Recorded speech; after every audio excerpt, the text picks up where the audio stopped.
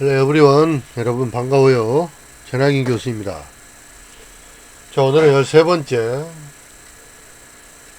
지방화 시대 관광 정책에 대해서 여러분에게 설명해 드리도록 하겠습니다.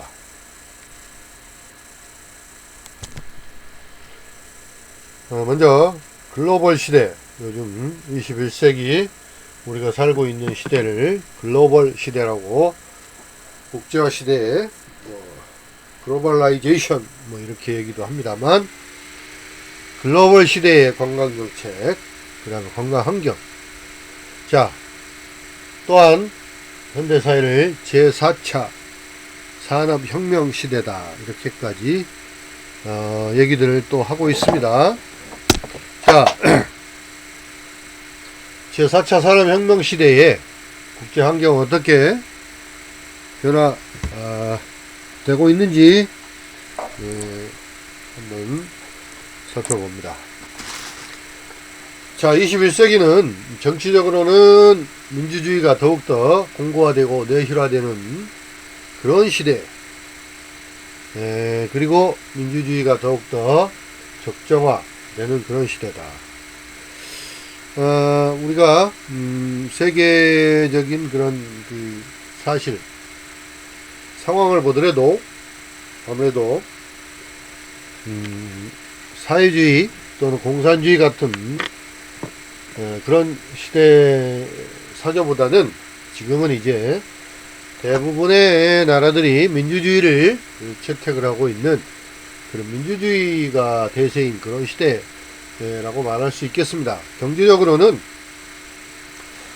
이제 공업화를 벗어나는 탈공업화, 과거의 산업사회에서 주로 이제 공업화가 주류였다면, 이제는 탈공업화, 그 다음에 정보화, 그 다음에 이제 대량 생산에서 벗어나서 이제는 다품종, 품종은 많이 갖추고 각각은 소량으로 생산하는 다품종 소량 생산의 시대다라고 경제적으로 말할 수 있겠습니다.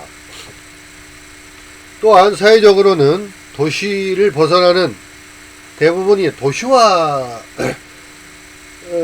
많이 이루어지던 그런 시대에서 이제 도시를 벗어나고자 하는 그 도시의 답답한 환경이나 여러 가지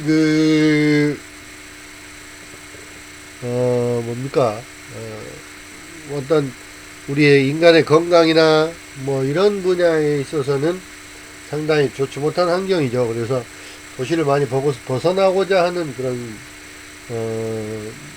사람들이 많아지고, 또 전원도시,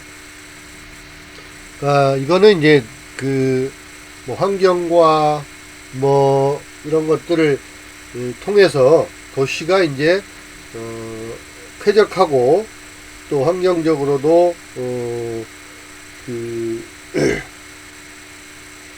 인간의 그 삶과 건강에 좋은 그런 전원도시화, 그 다음에 자치공간의 특성화, 이제 중앙 집중적인 그런 시대에서 벗어나서 이제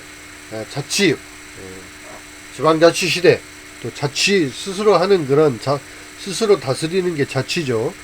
자치의 그런 공간이 더욱 특성화된 그런 시대, 그 다음에 대중문화의 고급화 및 다양화 시대. 이제는 그 대부분의 문화들이 대중이 다 즐기고 또 누리고 있는 그런 시대입니다. 그래서 이러한 대중문화가 더욱더 고급화되고 더욱더 다양화되는 그런 시대를 우리가 살아가고 있습니다. 그래서 이런 것들이 이제 우리 관광 환경을 둘러싸고 있는 여러 가지 상황인데, 이런 환경의 그 빠른 급속한 변화에 우리가 어떻게 잘 대처하느냐, 우리의 관광 산업이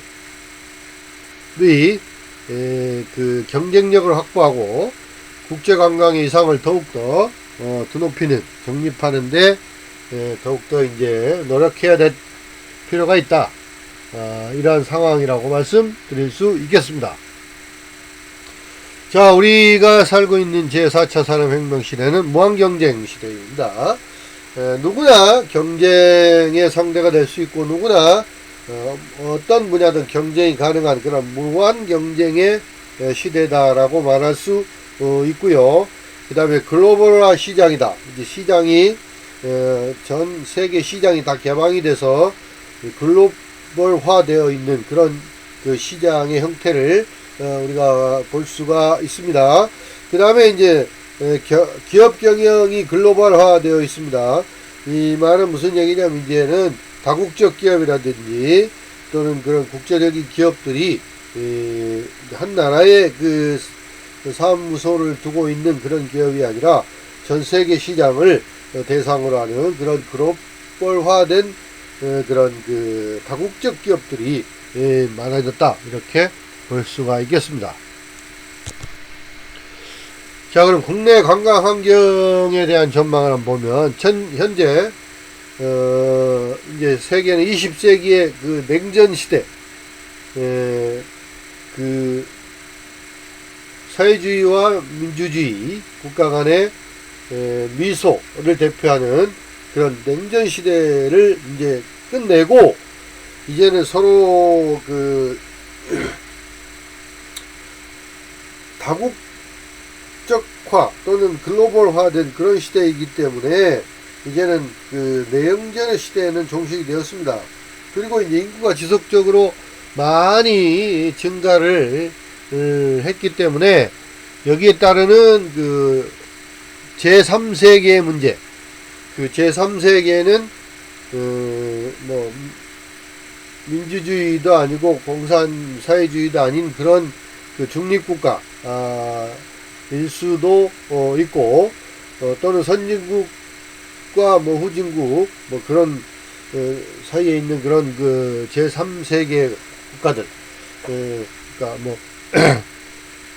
그런 나라들에 대한 문제, 그 다음에 그 자원의 부족하다는 문제, 그리고 환경의 많은 파괴와 환경의 악화, 이런 문제들, 이런 것에 대한 국제 정책의 적응이라든지 또 국제 협력 뭐 이런 것들이 굉장히 필요한 그런 시대라고 말할 수 있겠습니다.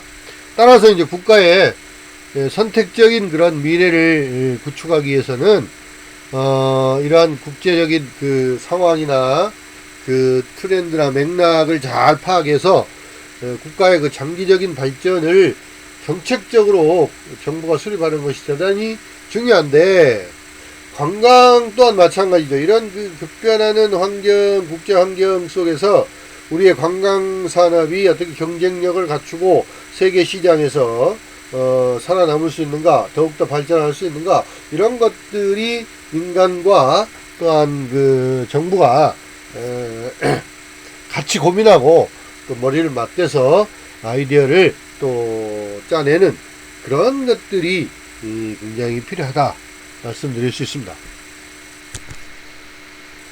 자, 우리나라 관광정책의 방향을 보면 이제는 20세기와 달리 어떤 한 그 초강대국의 세계적인 그 헤게모니를 장악하는 시대는 이제 지났다고 봐도 과언이 아닌데요. 아직도 미국 같은 나라는 초강대국으로서의 그 입지를 많이 다지려고, 또 특히 트럼프 같은 경우는 약간 좀 그런 그 경향이 심해요. 또한 중국도 마찬가지로 자기들이 뭔가 강대국으로서의 영향력을 발휘하기 위해서 시진핑의 그런 그 정책 같은 것들이 상당히 그 시대가 맞지 않는 그런 것들을 아직도 이제 그 착각 속에서 살아가고 있긴 합니다만, 그런 가운데서도 세계 여러 나라들이 서로 돕고 서로 발전하고 서로 윈윈하고 상생하는, 번영하는 그런 공존 체제를 마련해 가고 있다, 이렇게 볼 수 있겠고요. 그 다음에 이제 모든 나라들은 불리한 환경을 잘 극복하고 또 정책 발전과 보다 나은 나라를 건설하기 위해서 여러 가지 그 제도를 현 시대에 맞게 개선을 하고, 또한 그 투자를 많이 증대하고, 또한 그 전문 인력들을 많이 양성하는 그런 추세에 있습니다. 그리고 이제 모든 경제가 글로벌화되어 있기 때문에 이제 개방 경제라고 말할 수 있고요.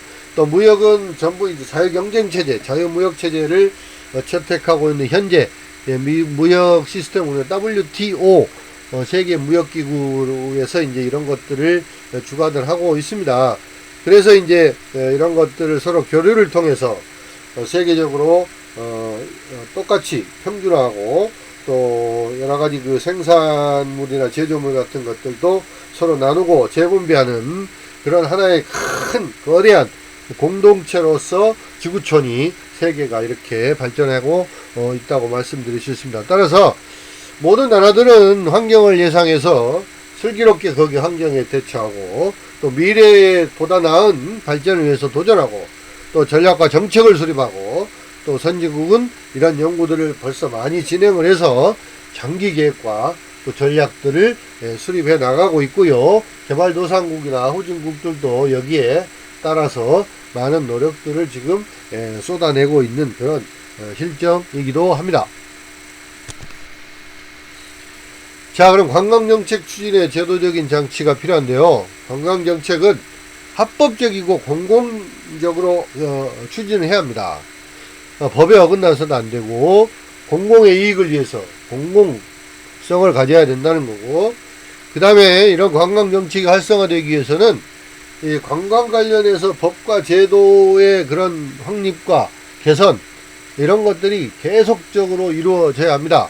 그러니까 어떤 제재나 어떤 뭐 법적 그 문제 때문에 못하는 그런 가 아니고 그런 것들을 다 완화하고 규제를 완화하고 또 제도를 개선해서 마음대로 경쟁력을 갖출 수 있는 그런 관광산업을 진행해 나갈 수 있도록 배려를 해야 된다는 겁니다. 관광기본법은 1970년대 시대적인 가치와 정신을 그대로 담고 있습니다. 70년대에 이제 관광기본법이 제정이 됐기 때문에 그렇습니다. 그러나 지금은 어떤 시대입니까?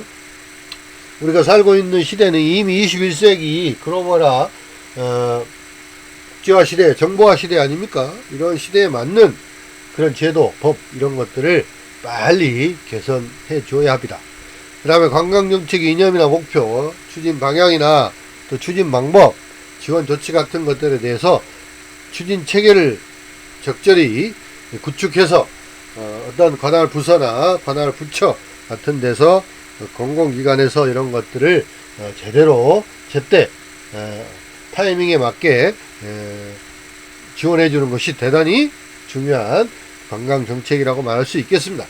그 다음 국가적 차원에서 관광산업의 중요성이 점점 더 증대되고 있는 상황입니다. 물론 지금 현재는 코로나19로 인한 특수한 상황으로서 관광산업이 많이 침체가 되어 있지만, 그래서 이런 앞으로 더욱더 이제 포스트 코로나 이후의 시대를 또 대비해서 관광정책심의위원회 조항을 보완하고 재설치하는 것들이 적극적으로 고려가 되어야 할 것입니다. 자, 두 번째, 지방자치시대의 관광정책에 대해서 살펴보도록 하겠습니다. 지방자치시대는 뭐냐?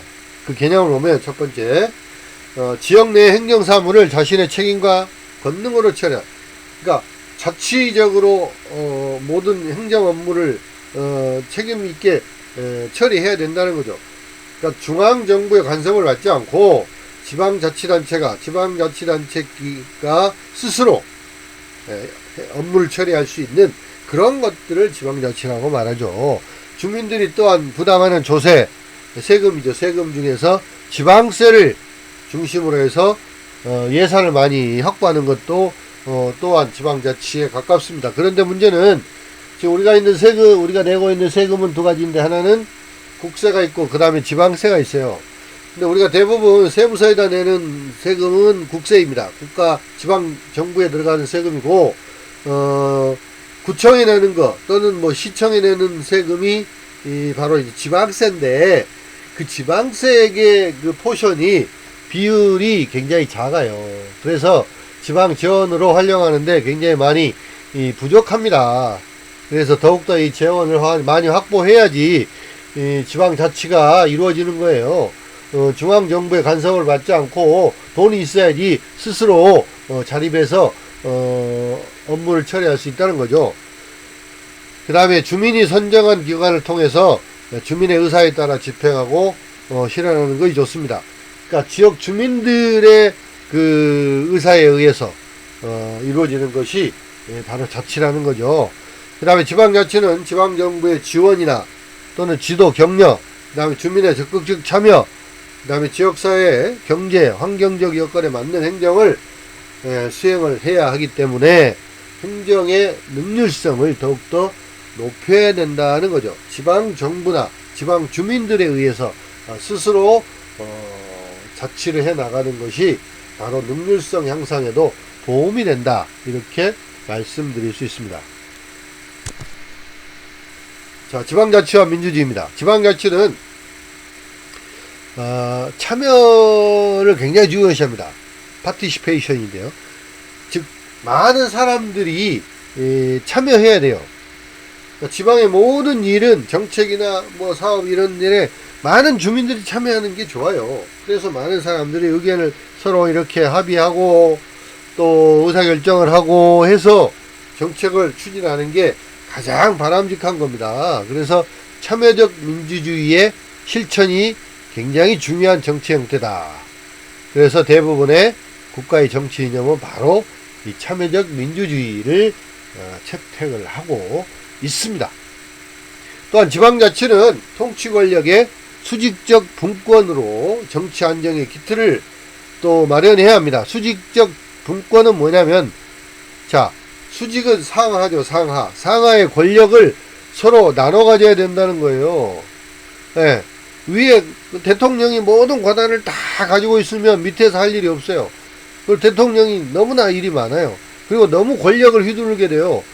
트럼프처럼. 이렇게 되면 안 된다는 거죠. 그래서 그 권한들을 밑으로 조금씩 이렇게 분산을 시켜주는 게 좋아요. 그래서 밑에 사람들도 책임 가지고 자기의 권한의 행사를 하게 되는 것이죠. 자, 오늘날 정치는 이해관계의 갈등이 굉장히 많아지고 있죠. 서로 이해관계 서로 싸우고, 우리나라 보세요. 그 뭐 정당들 보세요. 정당도 뭐 무슨 뭐 민 무슨 당 뭐 통 무슨 당 이런 당에서 서로 그냥 막 서로 이익을 위해서, 정당의 이익을 위해서 막 서로 싸우고 갈등하고 이런 것들이 굉장히 많아지죠. 그래서 자아의식이 높아져서 정치적 요구나 지지의 폭과 층이 매우 넓고 다양해졌습니다. 이제 정치도 굉장히 다양해지고 또 많은 그 일들이 막 그 민원으로 제기되기도 하고 뭐 이런 것들을 다 처리해주고 뭐 이래야 되는 그런 것들이 필요합니다. 자, 이런 정치 환경 속에서 지방자치를 통한 통치권의 수직적 분산이 정치 안정에 굉장히 도움이 된다는 거. 예. 그러니까 권한은 밑으로 이렇게 분산이 되는 게 좋습니다. 지방자치는 스몰 거버먼트입니다. 작은 정부입니다. 작은 정부이기 때문에 행정의 능률화 이런 것들이 가능합니다. 근데 지방자치가 아직도 가장 큰 취약점은 비능률성에 있습니다. 이제 왜냐하면 지방자치가 아직 제대로 이루어지지 않고 있고, 또한 뭐 권한은도 많이 없지만 또 그 중에서 이제 그 권력을 또 독점하는 그 단체장이나 또 뭐 이런 그 기관들이 있어요. 행정기관들이 있고, 또 그 대신 돈은 없습니다. 돈이 부족해요.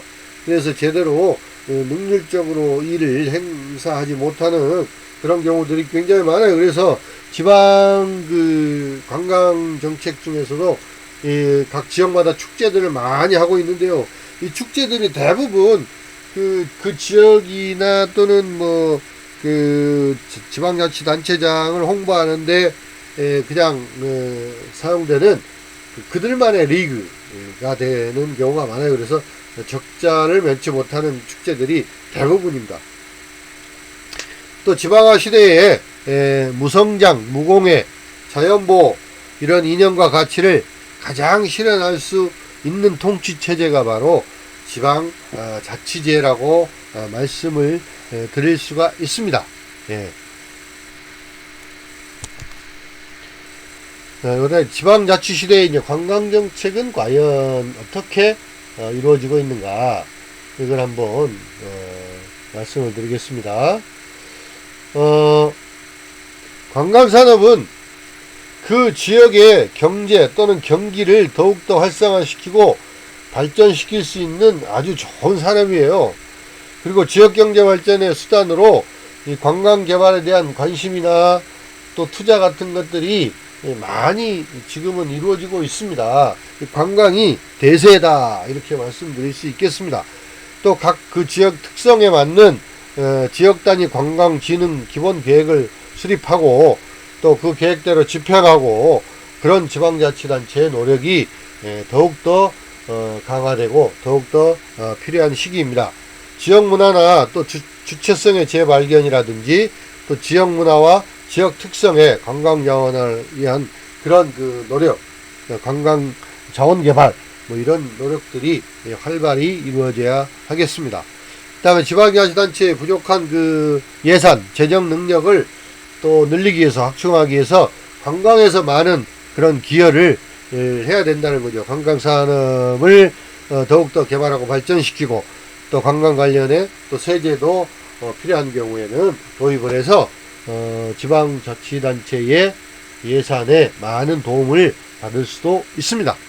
그 다음에 지방자치제의 근본 취지가 또 주민들의 의사를 존중하고, 또 그 주민의 대표기관인 지방의회를 통해서 주민 의견을 수렴하고, 또 관광 관련 사업에 주민들이 많이 참여하는 그런 제도적인 정치가 마련돼야 되고, 그런 제도가 더욱더 강화돼야 할 것입니다. 지방화 시대의 관광정책 중에 이제 6번째는, 각 지방에서는 주체적으로 관광개발 사업을 추진하기 위해서 경쟁적으로 지방공사를 많이 설립을 하고 운영을 하고 있습니다. 여러분, 공사는 공적 기관도 아니고 사적 기관도 아닌, 그렇다고 뭐 중간에 남은 것도 아니냐, 그건 아니고요. 공적 기관의 장점과 또 사기업의 장점을 합쳐서 공공기관이 투자한 그런 기업을 우리는 공기업 또는 지방공사, 공사, 이렇게 얘기를 합니다. 이런 것들을 많이 설립하고 운영을 해서 그 지역과, 그러니까 지방정부와 지방자치단체와 주민들과의 뭡니까? 거버넌스가 형성이 되는, 주민 참여가 보장이 되는 그런 제도를 많이 설립을 하고 운영을 해야 된다는 거죠.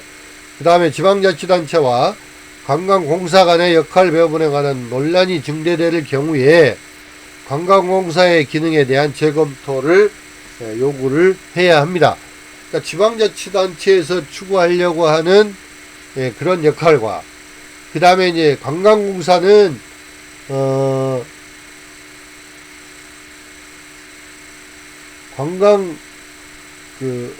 체육관광부, 문화체육관광부에서 만든 그런 공공기관이죠. 그래서 이제 관광공사 간에 서로 이제 갈등이 있을 수 있어요. 그럴 경우에 그것들을 조정하고 재검토할 필요가 있다. 그 다음에 관광개발 사업을 중앙정부나 또는 한국관광공사와 같은 중앙정부 소속하의 공공기관이 수행을 하더라도, 중앙정부는 주로 이제 문화체육관광부고, 한국관광공사는 문화체육관광부라는 중앙정부 부처에서 투자해서 만든 공사예요, 공사. 자, 이런 데서 이제 수행을 해도 지방에서 행해진 개발사업의 이익이 그 지방에 귀속될 수 있도록, 그 지방으로 들어갈 수 있도록 지방의회나 지방자치단체의 관심이 한층 더 강화돼야 된다. 그러니까 관광지는 주로 지역에 많이 존재하죠.